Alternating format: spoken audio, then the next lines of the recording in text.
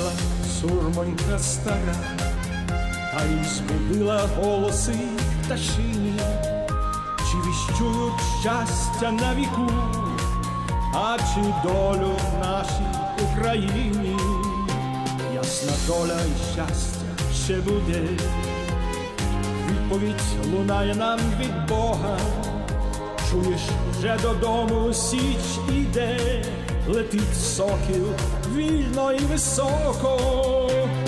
Ой, соколе, братику мій рідний, мати січ давно тебе чекає.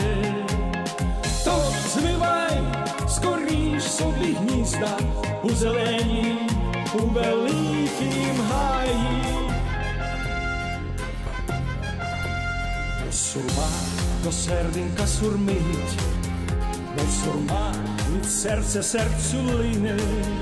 Уквічай нам, весненька, рушник, чарівний рушник для України.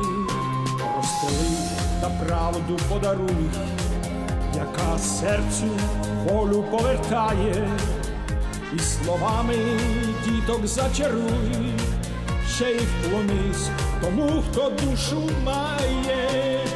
Ой, соколе, братику мій рідний, мати січ давно тебе чекає.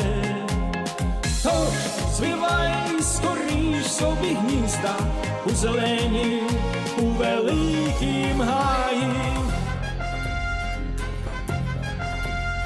Як та чайка вируне корись, до мети йди воленьки шляхами, і смехнеться нам ще нова вись, правда й воля стануть поруч з нами.